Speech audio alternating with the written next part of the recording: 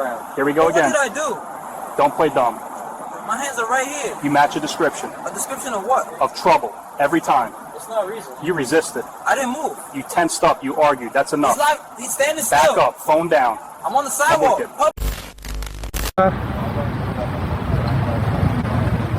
Chad, this is wild. I'm not showing his face. I'm staying back. Dude's hands haven't moved. Look, I didn't hear anything. My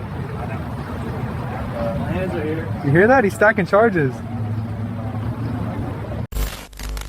Red and blue lights pulsed across the storefront glass like a warning that wouldn't shut off. A patrol car sat at the curb in Jackson Heights, and the bodycam captured everything with that cold, unblinking honesty. Street noise, radio hiss, the officer's breathing, the little moments people later argue about like they weren't obvious in real time. Officer Mark Dellinger stood too close. He was a white cop in his late 30s, squared shoulders, calm face, but a kind of calm that didn't come from control, it came from certainty. Like he'd already decided what the report would say. A citation pad rested in his hand, pen moving fast. In front of him, Jamal Rivers kept both palms on the hood, fingers spread exactly where he'd been told. Black kid, early 20s, hoodie and jeans, tense but still. Not swinging, not stepping, not doing anything that could honestly be called a threat. What did I do? Jamal asked. Dellinger didn't look up. Don't play dumb. Jamal swallowed, trying to keep his voice steady. My hands are right here. The pen kept scratching. You match a description. A description of what? Jamal's head tilted, like he couldn't believe that was all he was getting. Dellinger paused just long enough to let the words land, then said it like it was obvious. Trouble, every time. Jamal blinked. That's not a reason. That was when Dellinger finally lifted his eyes, irritated, not confused. As if Jamal's real crime was asking for something as basic as justification. You're resisting, Dellinger said. Jamal stared at his own hands like he needed proof of reality. I'm not even moving. You tensed up, you argued. That's enough. I asked a question, Jamal said. His voice stayed controlled, but there was heat under it now. That's not resisting. Dellinger leaned in a fraction, close enough that the mic caught the shift in his breathing. Keep talking and you'll make it worse. From down the sidewalk, far enough away to be clearly uninvolved, someone spoke, quick and quiet, aimed at a phone, not the officer. He's live and he's standing still. Dellinger's head snapped toward the voice. Back up, put the phone down. The person didn't move closer. I'm on the sidewalk, it's public. That single sentence changed the temperature. Because Dellinger suddenly understood there was another camera, one he didn't control. And when he spoke again, his tone went colder, sharper. Keep recording, he said, almost daring it. I'll add obstruction too. Jamal's eyes widened for half a second, then hardened. He stayed planted, hands still out, like he knew any sudden move would be turned into a headline in somebody else's report. You're making this up, Jamal said quietly. Dellinger didn't deny it. He just shifted his body slightly, blocking Jamal's view of the pad, protecting the story he was writing. His right hand drifted toward his belt, toward the cuffs, like the next step was already on schedule. And somewhere off camera, the teenager streaming didn't need to be seen to be felt. Just a steady voice and a phone held at a distance, building a record that would matter later. Because in that moment, this wasn't about what Jamal did. It was about what Dellinger wanted the paperwork to say. The live stream didn't look dramatic at first. It looked messy, handheld phone footage, blown highlights from the patrol lights, the microphone fighting wind and traffic. But the key thing wasn't the quality. It was the fact it existed in real time, with hundreds of people watching and a chat panel moving like a waterfall. Noah Keller, everyone online knew him as Knox, kept the camera low and wide. He stayed on the sidewalk, a good distance back, and he made a point of not filming the officer's face. If the cop drifted into frame at all, it was cropped at the neck or shown from behind. Noah wasn't trying to dox anyone. He was trying to keep the video usable. Chat, this is wild, Noah whispered into his mic. Then, like he was reminding himself as much as anyone else, he added, I'm staying back. I'm not getting involved. In the frame, Jamal was still by the hood, hands visible, body stiff but stationary. The officer's shoulders and arms moved as he wrote, and every now and then he leaned in close enough that the body language alone felt like pressure. From Noah's angle, the officer's words came through in fragments, muffled and broken by distance. A description, resisting, Jamal's voice carried a little clearer. What law did I break? The officer answered, but it wasn't a clean answer. It was sharper, irritated, like the question itself was disrespect. Noah didn't zoom toward the officer. He zoomed toward Jamal's hands. He wanted the stream to see the same thing he saw. Look, he murmured. His hands haven't moved. The chat exploded. Public sidewalk equals legal. He's making it up. Keep recording. Don't get close. Stacking CHRGES. This is wrong. The viewer count climbed fast. 203.4. People started screen recording the stream in case the VOD disappeared. You could tell because the chat shifted from outrage to strategy. Clip this now. Screen record everything. Get the time/location. Then the officer's voice spiked again, louder, closer, the mic on Noah's phone clipping hard. The words still weren't fully clear, but the tone was unmistakable. The moment a situation turns from talking into consequences. Jamal's head turned slightly, like he was trying to understand how things escalated without him doing anything. His shoulders rose, then settled. He didn't pull away, he didn't flinch, he didn't run. "I'm not moving," Jamal said, louder now, clear enough. The officer moved in. From Noah's angle, it happened fast, an arm reaching, the metal flash of cuffs, Jamal's wrists being guided behind him. Not a fight, not a struggle, just a decision being enforced, and that's when the chat went feral. He didn't resist. "This is a setup, call a lawyer. Badge number, don't stop recording." Noah took a small step back, not forward, keeping the distance obvious, keeping the framing clean. He didn't want anyone later claiming he interfered. "This is crazy," he said into the mic, voice tight. He was standing still. The officer turned his head toward Noah's direction, still not showing his face on stream, just enough that you could hear the threat in his voice. "Back up." Noah didn't argue, he didn't challenge, he just said the line his chat had been repeating for minutes. "I'm on the sidewalk," he said steady. "I'm not touching you." The patrol lights kept strobing, Jamal was cuffed. And Noah's stream kept running, hundreds of witnesses watching a resisting arrest where the only thing resisting was the truth fitting into the report. By sunrise, Noah's stream wasn't a clip anymore. It was a case file the internet had assembled faster than any precinct. People didn't just repost it, they triangulated it. They matched storefront reflections, street signs, the rhythm of the patrol lights, the exact angle of the hood. Someone pulled a second angle from a bystander across the street, grainier, but wide enough to show the spacing. No lunge, no swing, no pulling away. Just Jamal standing where he'd been told to stand, and the officer closing distance like a decision had already been approved. In chat replays and stitched edits, one moment kept looping, Jamal saying, "I'm not moving," and then the cuffs coming out anyway. By mid-morning, a local reporter emailed the precinct's public information officer with a simple question that hit like a punch. What was the probable cause for the detention? Inside the building, Sergeant Maria Alvarez watched the videos twice, once like a supervisor, once like a mother. Then she pulled the arrest packet. Officer Mark Dellinger's report read clean. Too clean, it was all the usual corporate language. Subject matched a description, subject became uncooperative, subject resisted lawful orders. The kind of phrasing that's designed to pass review because it sounds procedural even when it isn't. Alvarez didn't argue with the paper. She went to the system. She opened dispatch logs and CAD notes from that time window. If Jamal matched a description, there should have been a bolo, a call, a radio note, something to anchor that claim. There was nothing, no theft suspect broadcast, no dispatch prompt. No be on the lookout for anyone in that area, not even a vague heads up. Just normal calls, routine traffic, the kind of background noise that doesn't justify a detention. Alvarez leaned back in her chair and exhaled once, slow. Because now she wasn't looking at a messy stop. She was looking at an officer who wrote a justification that didn't exist upstream. She pulled the full bodycam footage from internal storage, not what was circulating online. The original file. The raw audio was clearer than Noah's stream, and in context, Dellinger's tone wasn't confident professional. It was irritated, dismissive, and loaded.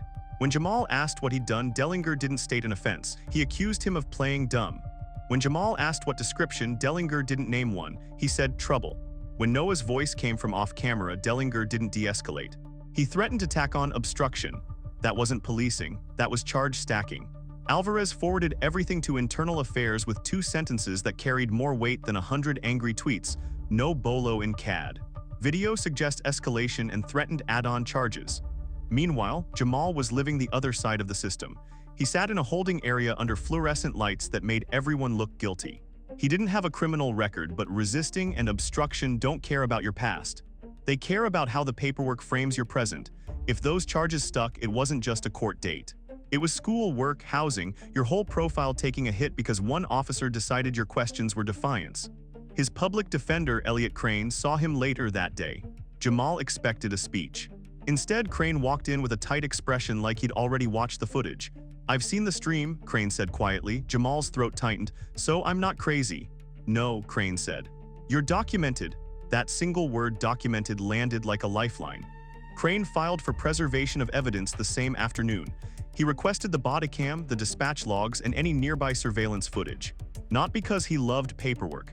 Because in cases like this, the first battle is making sure the record doesn't disappear under procedural excuses. And outside, the Twitch crowd kept turning up the heat. They weren't just angry. They were organized. They were tagging the right offices, saving mirrors, keeping the footage alive. which forced the department into an uncomfortable truth: this wasn't going to blow over. Because for the first time, Dellinger's report wasn't the only story on file, and it didn't match the one everyone could see.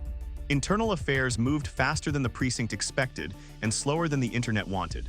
That's how it always is. Public outrage runs on adrenaline, investigations run on receipts. Lieutenant Priya Desai took the file and treated it like a bomb with a timer. Not because of headlines, because the footage had the kind of clarity that makes people panic and start making bad decisions. Desai's job was to catch the second mistake, the one officers make when they realize they're being watched. She pulled the original bodycam file first and checked the metadata. No gaps, no missing minutes, no technical issue. If Mark Dellinger said something ugly, it was there. If he threatened to add obstruction, it was there, and it was. Then she pulled dispatch logs again because she didn't trust anyone's summary. She wanted the raw truth, timestamps, CAD notes, unit activity. If there was a description, it had to come from somewhere. A call, a bolo, a supervisor.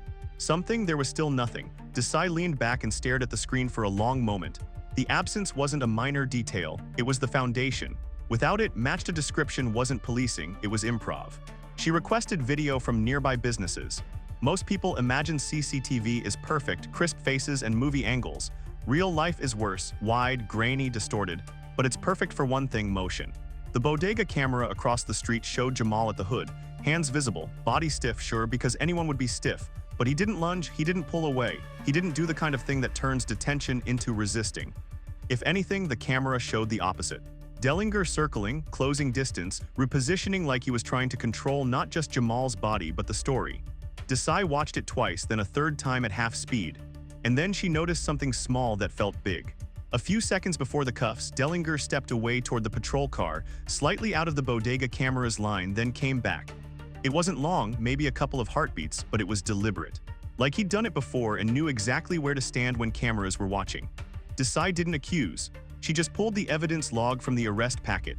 Dellinger had listed a small item recovered near the curb as part of probable cause escalation, nothing dramatic, just enough to make the stop look less thin on paper. Something that could be framed as suspicious if you wrote the right sentence next to it. The problem was the video. Jamal never moved from the hood. So Desai asked a simple question that made the whole case tilt. If Jamal's hands were on the hood and Jamal didn't leave the hood, how did an item appear near the curb? When she interviewed Dellinger, he walked in with the confident face of a man used to supervisors backing him by default. He didn't look like someone afraid of an investigation. He looked annoyed that one was happening. Desai kept her voice calm. What description were you working off of? Dellinger didn't hesitate. A theft suspect. I saw him, he fit. Who broadcast it? She asked. Dispatch, a unit call, he blinked once. It was earlier, I don't remember who said it. Desai nodded like she accepted the answer, then slid a printed CAD timeline across the table. There's no bolo, no call, no mention, nothing in dispatch. Walk me through where the description came from. Dellinger's jaw tightened. Look, I know what I saw. Desai didn't argue, she pivoted. Why did you threaten to add obstruction when you heard someone recording? I didn't threaten, he said quickly. I gave lawful orders. Desai hit pause on the bodycam clip and replayed it. His voice filled the small room unmistakable. Keep recording, I'll add obstruction too. Dellinger's face stayed still, but his eyes flicked downward for half a second. A tell, not panic, just calculation. Desai didn't raise her voice, she didn't need to. Did Jamal ever leave the hood before you cuffed him? He tensed, Dellinger said. He argued. That's not movement, Desai replied evenly.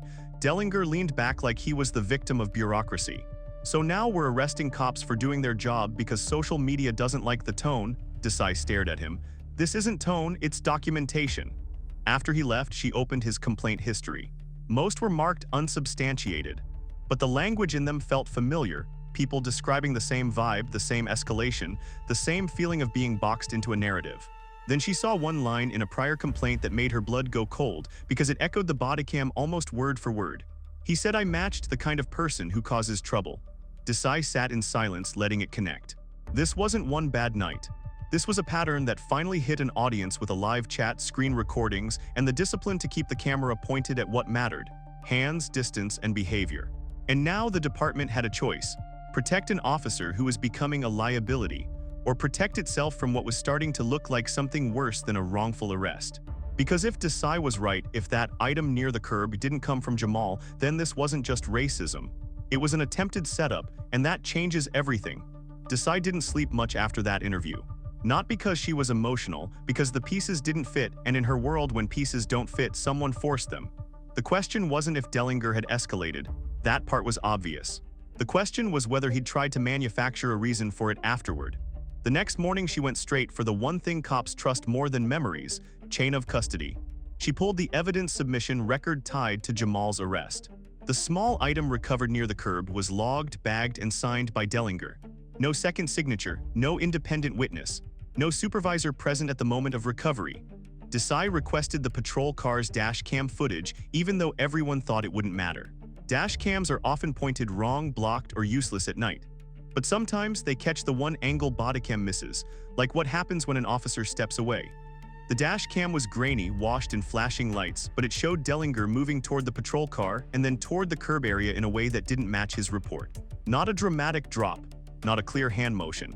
Just a pattern. He positioned himself where the camera couldn't see his hands clearly, then returned to Jamal with a new energy, like he'd just secured something he needed. It wasn't proof yet, but it was enough to keep digging. Desai called in a civilian witness who'd been standing outside the deli. Middle-aged man, delivery jacket, not looking for trouble. He'd already given a short statement to a patrol supervisor that night, but now he was being interviewed formally. "What did you see?" Desai asked. The man hesitated, rubbing his hands together like he wanted to leave. "I saw the kid with his hands on the hood the whole time." "The whole time?" Desai pressed. "Yeah," he said. "I was waiting on my order. I kept looking. He didn't move. That cop kept talking at him like he wanted a reaction." Desai leaned forward. "Did you see anything get dropped near the curb?" The man shook his head immediately. "No, nothing. The kid didn't move his hands. How would he drop something?" That statement mattered more than people realize. Because it did something video can't always do. It removed ambiguity. It replaced maybe with no. Then Desai talked to Noah Knox, because there was a difference between a random bystander and a streamer with an archive. Noah showed up with his phone, his parents, and a nervous kind of confidence. He didn't want to be the face of a story, he just didn't want to be part of a cover-up. "I stayed back," he said before Desai even asked. "I didn't go near them." "I know," Desai replied. "That's why your footage matters." Noah handed over the original file plus a screen recording that included the chat panel. Desai didn't care about emotes. She cared about timestamps and continuity, proof the stream was live and uninterrupted. But while she watched, something unexpected happened. In the stream audio buried under traffic noise, you could hear Dellinger say a line that didn't come through clearly in most reposts. It was mumbled, almost like he was talking to himself. "Need something that sticks," Desai replayed it 3 times. It wasn't crystal clear, but it was close enough to raise a new level of concern. She went back to the bodycam around the same window and listened with headphones, scrubbing frame by frame. The official transcript didn't include that phrase. It had been marked as unintelligible. But Desai could hear the intent in the cadence, like the words were part of a plan, not a reaction. That's when she pulled Dellinger's prior arrest stats, not just total arrests, but the ratio of arrests that included resisting or obstruction. His numbers were not just high. They were absurd compared to peers in Unit 2-14. And when she cross-referenced complaints, the pattern sharpened. Multiple black residents describing the same feeling, being pushed, verbally cornered, then suddenly facing, resisting charges when they didn't do what the officer wanted emotionally. Desai took her findings to a meeting with the precinct captain and a city attorney. The captain looked tense. The attorney looked like someone watching dollar signs stack up. "This is heading toward a civil rights suit," the attorney said flatly. Desai didn't disagree. She pushed a folder across the table. "It's heading toward criminal exposure if evidence was planted." The captain's eyes flicked up. "Planted is a serious word." Desai kept her voice calm. "So is unlawful arrest. So is false reporting. We have video showing the subject stationary. We have dispatch showing no description. We have a logged item that doesn't match observable behavior. We have witness statements. And we have a live stream archive proving the scene in real time." Silence. Then the attorney asked the question that mattered most. "Can we isolate this to one incident?"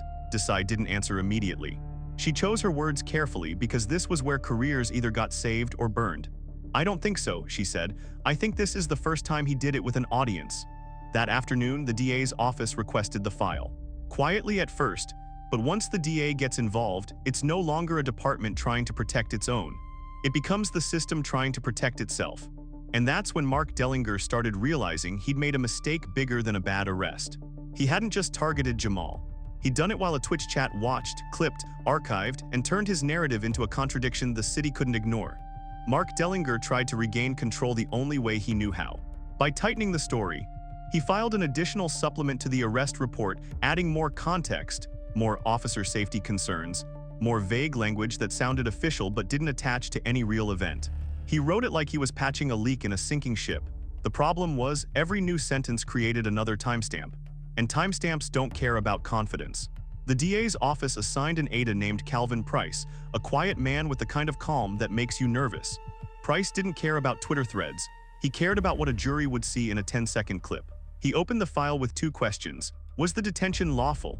And was the resisting charge real? Desai's answer was basically, look at the hands, look at the logs. Price requested the raw bodycam and all supporting video, then asked for something that made the precinct captain visibly uncomfortable.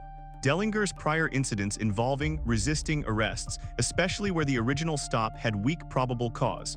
That's when the department realized this was no longer a single officer headache. It was a pattern risk. Meanwhile, Jamal's public defender, Elliot Crane, pushed a motion to dismiss. He didn't dramatize it. He simply told the judge that the probable cause claim didn't exist in dispatch, and the resisting allegation was contradicted by multiple video angles. 2 days later, the resisting and obstruction charges against Jamal were dropped. Jamal didn't celebrate. He sat in the hallway outside the courtroom, shoulders slumped, staring at the floor like the relief didn't know where to land. Crane sat next to him. "You're not cleared because they were nice," he said quietly. "You're cleared because you were recorded." Jamal's phone buzzed nonstop, friends, family, strangers sending him clips of himself with captions like "innocent" and "we got you." It was surreal. He'd been treated like a criminal on a sidewalk, and now the city was treating him like a symbol. But symbols still pay rent. Symbols still miss work. Symbols still wake up at 3 a.m. replaying cuffs on their wrists. And then the civil attorney came in. Her name was Renee Hawkins. She didn't talk like she was comforting Jamal. She talked like she was building a case. "We're going to preserve everything," she said. "Your story isn't just what happened. It's what they tried to make happen." She filed a notice that same week. Wrongful arrest, malicious prosecution, civil rights violations. The city's legal team saw the claim and didn't argue in public. They shifted into internal emergency mode because now they had 2 clock faces running at once, court and press. Then the second shoe dropped. The lab results on the small item recovered near the curb came back. It wasn't anything dramatic like people online fantasized. It was smaller, uglier, more believable. A low-level contraband item that could justify a detention on paper, exactly the kind of thing that would make Dellinger's original stop look reasonable in hindsight. But the testing report included a detail Desai had been waiting for. The packaging had no usable prints and the recovery notes were sloppy. No photo at the point of recovery. No independent witness. No bodycam view of the discovery, because Dellinger's body position had blocked it, which meant the item didn't prove Jamal was guilty. It proved the officer wrote a story that couldn't be verified. Price didn't need to call it planted out loud.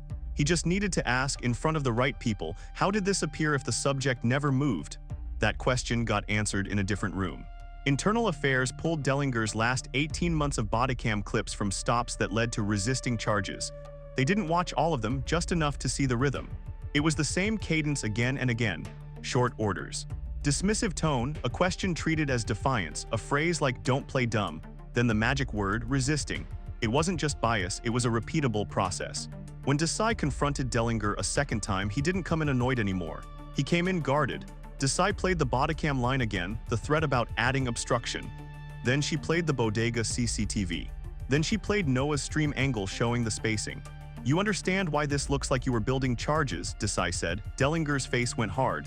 "I did my job," Desai nodded once. "Your job isn't to invent probable cause." The next day, Dellinger was placed on administrative leave. His badge and service weapon were taken quietly behind a closed door away from the cameras. The department announced it as a pending investigation. They hoped the phrasing would buy time, but it didn't. Because the Twitch community, the same one that had watched live, started pulling public records requests, identifying the unit assignment, and connecting similar complaints from the neighborhood. People who'd never been believed before started coming forward because now they had a template. This is what it looks like when someone finally gets caught. And the city realized something terrifying. If this went to trial, it wouldn't just be Jamal on the stand. It would be the department explaining why an officer with a pattern kept getting protected, right up until a teenage livestream forced the truth into daylight. The city tried to slow it down. That's what institutions do when the story is losing. They talk about process, ongoing review, waiting for findings. They hope the public gets bored, but this wasn't a rumor that could fade. It was video with a timeline backed by dispatch logs, CCTV, and a livestream archive that proved the scene as it happened. The internet didn't just react, it preserved. A week after Dellinger was put on leave, Ada Calvin Price brought the file into a closed meeting with city attorneys and a handful of command staff. Nobody raised their voice. It didn't need yelling. The evidence did the shouting. Price laid it out simply. No dispatch anchor for the description. Video showing Jamal stationary, a threatened add-on charge caught on bodycam, and a questionable recovered item with no clean recovery documentation. Either this was reckless policing, Price said, or it was intentional. No one wanted to say the second word out loud, because once you say intentional, the conversation shifts from policy to prosecution. Internal Affairs finished their report first. Desai's conclusion wasn't poetic, it was surgical. Dellinger had violated procedure on the detention, used resisting as a justification without observable resistance, and made statements indicating bias and retaliatory charge stacking. She also flagged the evidence handling as inconsistent with best practice translation. It couldn't be trusted. The precinct captain tried to argue for discipline short of termination. That argument died the moment the city attorney reminded him what a jury would do with that bodycam line about adding obstruction. Dellinger was fired. Not transferred, not quietly retired, fired, but the real twist came next because Dellinger didn't just lose the job, he lost the protection that comes with it. Once he was separated, the DA's office moved. Charges were filed for false reporting and official misconduct tied to the arrest documentation. The case didn't need a dramatic confession. It needed to show a clear mismatch between what he claimed and what the video proved. And when it went public, the same Twitch crowd that had watched live did what they'd been doing from day one. They kept pressure on the right people to finish the job. They clipped the hearings. They followed the filings. They made sure pending didn't become forgotten. Jamal, meanwhile, sat across from Renee Hawkins in a conference room that felt too clean for what he'd been through. She slid papers across the table without smiling. "This is the part where they settle," she said. "Not because they're sorry, because they're exposed." The city offered a settlement that was big enough to keep headlines from dragging for months and structured enough to avoid admitting fault in the language. Jamal signed because he wanted his life back more than he wanted a courtroom speech. But the money didn't erase the nights he woke up hearing cuffs click in his head. One evening, months later, Jamal walked past the same block. Same storefront glass, same traffic noise. Everything looked normal, except now he knew how quickly normal can become a report that ruins you. Noah Knox kept streaming too. He didn't call himself a hero. He just told his audience the truth. The reason the case didn't disappear is because he stayed back, kept it legal, and kept the camera on the parts that couldn't be argued: hands, distance, behavior. And that became the lesson everyone repeated. Power hates witnesses, especially organized ones. So here's the deal: if you want more stories like this, where the receipts flip the whole narrative and the system can't hide behind paperwork, hit subscribe. And drop a comment: what city are you watching from?